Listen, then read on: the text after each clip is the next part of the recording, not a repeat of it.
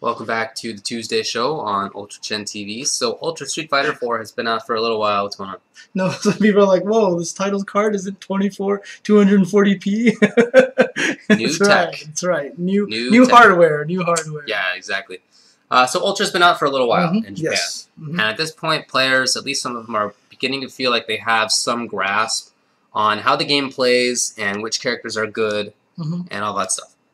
So, let's talk about that. Yeah. So TKD, for example, who is best known for playing Fuerte, he's a Fuerte player. Apparently, he's switched over to Chun, and he has not exactly a tier list, but like characters who he thinks are strong and weak. And he doesn't mention every character, just some. Right. So in strong, he put Cammy, Guy, Ibuki, T-Hawk, Chun-Li, Evil Ryu, Adon, Sagat, Yun, and Yang.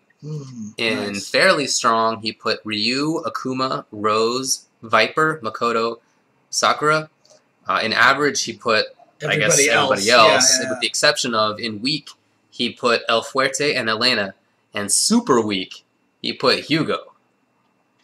Maybe so. I'm not playing the game out there, but I can tell you this. If you don't know about Stand Fierce or Down Down Medium Kick at all, apparently nobody's done it. Yeah, I know.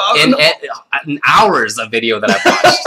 Okay. He gets jumped at all day. No standing fierce, dude. No, like you know. I saw a video of CCG Air is actually in Japan, and he was using poison against some Hugo player, and Hugo actually does down to medium kick, like seemingly kind of actually just doing it for no reason, and like the range, it's this big range move. It's bigger than it looks like, and it hits from a range where they didn't expect, and you can hear Air go like, "What?"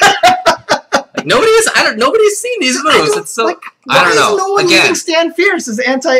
Maybe he sucks. I don't know. I just want to see some of his stuff used first, and I haven't. So there's that. But anyway, as far as the other characters that are mentioned, well, what do you think? Just kind of thinking about what we know about the changes and the game engine changes. I mean, I'm excited to see Yang up at strong. Okay. Glad that he's regained his spot as a good character. It's going to make a lot of Yang players happy. Sure. For sure. Nothing's really shocking me too much here right now, except the two that I feel like are missing from this right now. So here's the three characters that are kind of in interesting spots for me. Okay, two that I feel like are missing from this list are Guile and Jury. Oh yeah, sure. Okay, because Guile I still think is going to be amazing. But the thing about it is, honestly, when you talk about Guile, there's Dominion and there's nobody. That's kind of how it feels to me, right? So, I mean, when I saw the changes, I didn't say Guile was going to win all the tournaments. I said Dominion was going to win all the tournaments. The thing about Guile is that he seems like he's been buffed in his knockdown and in his pressure, but his mid-range is maybe a little bit worse, actually, because he can get counter hit on the Sonic Boom. Yeah. So I think that's an interesting kind of change for him. He was good in neutral game, and now he's a little worse there, and he's way better on defense. See, that autocorrect Ultra was ridiculous. I saw a video where someone did like a tiger knee, and it barely kind of went over his head, and it turned around and destroyed the guy and stuff. So yeah, it's really good. Yeah, it's really good. So anyway, he doesn't show up on this list. Neither does Jury. Jury. So there's a character that Kim has been talking about a lot. He's saying that she looks really good right now, and a lot of people are blowing, a lot of people are getting good streaks with Jury. I heard that there was a Jury with a ridiculous win streak at one point in time. So I'm surprised she's not on the list. Okay. The other one that surprised me is I would think Viper would be on the strong instead of the fairly strong. I would think that too, but there's always been a little bit of a difference in how Japan and North America view Viper. For whatever reason, she's not considered as strong in Japan. And maybe that's just because the players aren't there for her. I don't know. I mean, I know that there have been good people using Viper. Yeah, okay. By the way, I should retract that statement. There's Knuckle 2 Guile as well. Yeah. So when I said that, I couldn't remember any other one. But yeah, Knuckle 2 is definitely up there. So. Definitely? Okay. Yeah, I would think that she'd be in strong. I'm surprised to see Cammy in strong. I mean, the thing about it is, so her drill mix-up hasn't changed. Right. And that's still, I mean, now her back throw is a little weaker, right? So it's not going to be, I don't feel like she's just going to get hugely nerfed. Not hugely. I wouldn't say that. And they didn't change anything else. So. Well, but here's the thing. So obviously a huge part of Street Fighter 4 is counter hit or throw, right? One of the reasons that Cammy was so good was that she kind of threw that off a little bit because getting thrown was really bad, but also getting counter hit was really bad. Most characters didn't get both of those things. Sakura counter hits you, that sucks. She throws you, no big deal. So you'd rather block. Right, okay. But against Cammy, it's like, I don't know what to do. Now, back throw is not that big a deal. Yeah. And also another thing, too. I think that really nerfs her. I also feel like a lot of people probably aren't taking advantage of her nerfs as much because when I was messing around on the at Texas, I played her a little bit, right? And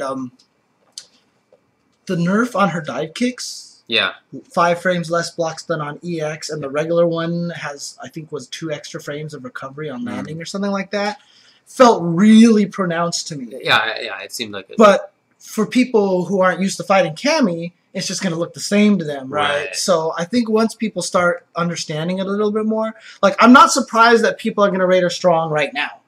But I feel like as the game goes on, she's going to get weaker.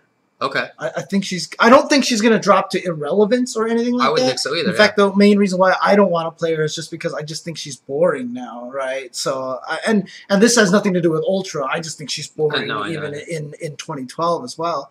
So, I still think she's going to be a good character. I don't think she's going to be remote. Because the thing is, if you do those dive kicks and you have to time the cross-up or whatever, the ambiguous dive kicks, you have to be so much more frame perfect to combo off of them than before that you can expect a lot more Cammys to drop stuff. She's not going to stun you as badly. She's not going to dizzy you as badly. So she's definitely going down. So down in tiers, not like I'm not like she's going down. No, I mean like she's going to drop a little bit. Yeah. Okay. Now I agree that I think Jury is the character who I most expect to be in strong, who's not in strong. I'm a little surprised to see Chun-Li that high. Mago's been using Chun, okay? And if Mago's using a character, it's because he's pretty sure she's top tier. Okay, that guy doesn't pick up characters lightly. He does not play bad characters. Yes. So he must believe that she's top tier. And maybe she is. It just, like, I would expect other characters to be there before her. I don't even know what change would catapult her all of a sudden that high. Kikosho doing more damage a little bit? I don't know. Yeah, actually, I'm surprised that Ken's not anywhere on there. I was gonna say Ken. Ken seems like he should be in probably fairly strong at least. He does seem like a really good character to me. T-Hawk looks like he's having a lot of success early on. I don't know that I would have expected him to be in strong, maybe fairly strong. Yeah, but again, grappler syndrome. That's probably true. Right. Every time a brand new game comes out, grappler syndrome comes into play. You never know if early grappler is like in no way representative of final grappler. Right. Yeah. Now, obviously, this game has a lot more, and I think people are just being. I mean, it's had a lot more playtime. Ultra's not that different, right? But sure. I think people are probably just getting intimidated and overwhelmed by Condor Spike. Yeah, like definitely. All day. So once people start getting used to that and know that. Condor Spire's never had a great hitbox in the front. Like, you can punch it, like, as it's coming at you. Sure. And I think, once people start not being scared of that move, he'll probably feel like a grappler again, so. I do think that he's going to be good. And yeah. I've been saying that, and I think that fairly strong would be pretty accurate. Yeah. I mean, I'm only deciding to want to play him because I think he's going to be good. Agreed. So, okay. I guess I'm also surprised that Vega doesn't show up in... fairly strong at least, because he seems like he is the poster child for the changes in the game. Oh, okay. Like the for red focus cancel, for delayed wake up. Okay. I really feel like those things are good for him. He doesn't have to deal with Dragon Punch as much anymore because DPF ADC is unsafe. And he was one of the characters who got blown up by Vortex. He got blown up by Vortex. Yeah, so he doesn't know unblockables anymore. All that stuff, I feel like, really plays into his strengths. I feel like this is more of a grounded, neutral game kind of game. So he seems really good to me. Yeah. And I think we were talking just, by ourselves at one point in time, and we mentioned that Rolento didn't seem very exciting or whatever like that. Yeah. But Vi just tweeted some videos. Was it Nemo? Nemo was playing him, yeah. And the 2 rounds, the 2 separate videos, so I'm assuming some guy on a cell phone just, like, ran out of time going to the next video. But he made Rolento look really kind of neat. He did. He played Rolento in a little different way with not just the stupid shenanigans, but like a little bit more interesting shenanigans, a little more interesting use of normals. To be frank, until that point, he didn't even look viable to me. Yeah. He looked like a bad character. Exactly. Not even like a okay character. He looked bad. But yeah, I think he looks not bad now. Yeah, not great, but not bad. Yeah, and I watched that video, and he beats up on some hapless Guile, and he actually made that Guile fight look bad for Guile. Yeah, he did. He did. It actually looked kind of bad. So. Yeah. But yeah, no, that's cool. I'm glad. And again, a lot of times with people trying to learn these characters, it takes a while before people get the flow, the patterns of these characters, right? I'm also surprised that Elena is in Wii. Yeah. Because she seems, if I had to pick one of those 4 characters who's new, which one I think is the best, I actually would have said Elena. I kind of agree with that, but I mean, I know I'm based off of the Super Beta, the beta that I played at Super Arcade. She was really good then. So. Dude, she is even doing cooler stuff. I don't remember in that beta her being able to link out of regular Mallet Smash. I think it was only EX, right? Can she do it out of regular now? Regular Mallet Smash. Okay. And she can also hit confirm starting from crouching short. So she has real mix-ups, pretty safe mix-ups. That slide is incredible against projectile characters. You just can't. There's no range. There's no range where it doesn't sweep. Yeah. It's not like those slides that at far range don't knock down anymore. Right. No, it seems really good. Yeah. So I don't know. I'm surprised, but. So some people are saying that they think that Elena's garbage right now, but I don't know. We're curious to see how it's going to turn out. Yeah, again, obviously we're just guessing. Again, it's going to be one of those situations where nobody understands how to use her just yet. Right. Especially because these characters all have the preconceived notion problem. Right. I mean, you also remember when Super came out and everyone saw the vids that Justin made for like Dudley and Makoto and who was the last Ibuki. Yeah, okay. Everyone's like, my God, these characters are going to be ridiculous. And then Dudley wasn't very good. I remember Dudley being best character. So preconceived notion affects a lot of things. Okay. So it's going to be really curious to see how it's going to turn out. So. Okay. Well, as far as some other thoughts, TKD also says that he thinks Chun-Li, has advantage. What does this say? Has advantage over Chun-Li. Oh, characters who beat Chun-Li. Oh, Yun, Blanca, Guile, Yang, Viper, Ibuki, Rufus, Rose. Okay. This is all just too... talking about who he wants to use double Ultra against, who to use Ultra 1, blah, blah, blah. Let's see. WoW. Oh, WoW says they should add some downside to Delayed Wake Up because Delayed Wake Up makes the game slow and lose its sense of urgency. Interesting. So, okay. There's been some talk. I know Kim's talked about this a little bit. Some other people have been talking about this, that the game actually feels slower now. The game is slower paced. And it was actually something I was legitimately concerned about, not because of the delayed wake up, but more because of the -5 DP FADC.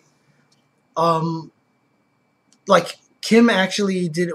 I think it was Kim who did an analysis video. Or was it someone was doing the analysis video where basically they were pointing out that like you could see that the Sagats and the Ryus are more timid. They don't. It was your video then, right? Yeah, it was your episode yesterday that you were talking about that they don't want to do uppercut FADC anymore. Yeah. And because of that, they play lamer. They play more defensive because now they can't take risks as much anymore, right? And everyone's going to uppercut backdash if they can. So I just feel like offense has been killed. You know what I mean? Like I feel like a lot of action is going away. I get that from some characters' perspectives, and Sagat, I think that's definitely the case. That's why I wanted to show Sagat. Yeah. But I think in general that serves to make defense worse rather than offense worse. For most characters, not for everybody, but for most characters, I feel like that's a defensive nerf. And so I would expect that there'd be more offense as a result if defense is worse.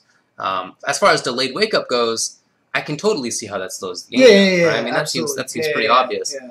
And I almost wonder whether that was the intention, right? Obviously, the main intention was so it wouldn't just be Vortex.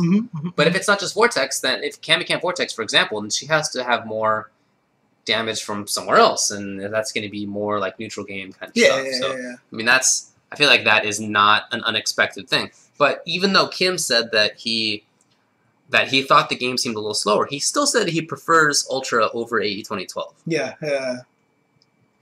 So it's not like he thinks that Ultra is bad. It's just a little bit of a different game. And, of course, it has different gameplay mechanics. But I don't know. I guess I wonder whether that will ultimately be the case. I mean, will people figure out how to deal with mix-ups when it comes to delayed wake-up? Will people figure out better red focus combos? All that stuff to use what the game is offering to play more offense. Anyway. Yeah, I mean, I honestly would like to see, like, if uppercut cancel into level 1 focus attack was a true block string, like, I think that would have been a really, really good compromise. Because then you can't hit confirm into ultra. That was the biggest problem with uppercut FADC. That was the biggest problem. But if you did uppercut, block string, dash forward, and -2, then it's, we're in a good... It's the same game as it was before, but now you just can't hit confirm into ultra. Because it was dumb that your escape move also led to damage. Right. That was the biggest problem with it. Yeah. So I guess I also think that opens up that the DPF ADC being -5. I think that opens up offense for more kinds of characters. For example, I would expect Boxer to be able to play more offense now. Characters who had good cross-ups could avoid wake-up Dragon Punch FADC. They didn't have to deal with that. Obviously, once they make the opponent block, then they did. Everybody did. But that initial entry, they could get in there. But characters who didn't have cross-ups, they really couldn't. They had to just press from the front. And that was bad. I mean, you could see Boxer in his kind of limited throw or counter-hit game kind of be dissuaded from that sometimes because of DPF ADC. But now that that's less of an option, now that he can punish with crouching jabs into whatever, I feel like that'll be better for him. Yeah, I mean, it's overall better for Balrog for sure, but the scenario that plays off in my head is Balrog runs up to someone and starts poking a bunch, and the guy just blocks. And he's just looking out for overhead and throws. In the original scenario, it was like playing, and then the guy could uppercut at any moment, and you could punish that if they miss it, or if they hit it, they would do big damage. It's just like, it was kind of like a situation where action was promoted. Something was going to happen. Someone could take big damage in that situation. Now, as it is, because it's all relying on throws and overheads and chip damage, everything is going to be slow damage. Everything's going to be slow damage. You know what I mean? So, like, Balrog, sure, he has better offense, but what does that really mean? You know what I mean? He's going to hit you with an occasional overhead that's now -1. Going to throw you every once in a while. It's going to chip you a bunch. But the guy's just going to block. Because it's still the best option to do against him. You know what I mean? By adding this uppercut promotion to make you want to uppercut FADC, you could backdash at the right timing, come up, roundhouse, jab, sweep, and stuff like that. That's the area that I was worried about. I mean, I certainly see what you're saying. I guess I wouldn't expect that to have as big an impact maybe as I guess you do. So I guess we'll see how that plays out. Game is still really young, and it's only in one country right now, effectively. Has yet to come out to the world, and once it does, probably before that, because that's going to be a little while from now, but certainly once it's out and everybody can play it, I feel like it'll undergo the same kind of evolution that every game undergoes, and early guesses are sometimes wrong, many times wrong. So absolutely. I don't know how it'll turn out. I've been guilty of that millions of times. Me too. Like, I've even said ban X's and Dulcim in Alpha 3. You were on that? Yeah, I was on that. I was on that kick, so. But okay. Yeah, I think that's about it. Kim says that scissor kicks being -1 is not that big a deal. He did tell me on Twitter that he thinks that Ultra Bison is the best Bison. Yeah, I saw that. Yeah, no, that totally makes sense. Makes total sense to me too. I mean, I feel like a lot of that comes from red focus, to be honest with you. He was telling me that EX scissors don't combo into red focus very well. Yeah, it's range specific. Yeah, and it's not at max range, but also not like within max range. It's like it's got to be like. Yeah, I mean, but the thing about it is, like, he couldn't land Ultra to save his life. In the last game. Yeah. So I just think that helps him. And it does. Before, when someone missed uppercut and you had to run up, it was low, short, low, short, low, short, low, short, scissor kick. 12% damage or something. Now, if he has all this meter, he can just go like fierce, red focus, ultra. Right, for sure. Yeah. I totally agree that he seems really good. Yep. Anyway, is that about anything else you want to talk about? No, I think we're good. The show that sucks is coming up on iPlayWinner. Twitch.tv/iPlayWinner. That's correct. So definitely check that out. And and again, I remind everyone, Northwest Majors this weekend. Friday is going to be the the Super Arcade. He's gonna do the last day Kickstarter drive and stuff like that. So again, please support Galloping Ghost Arcade as well. Also, again, I'm not going to be here for the Tuesday show. We'll see what you cook up, if anything. Probably no big deal. No pressure or whatever. But I think we'll do a Monday show, right? Yeah, we'll try to do a Monday show for sure. Okay, cool. Sounds good. All right, thanks for tuning in, everybody.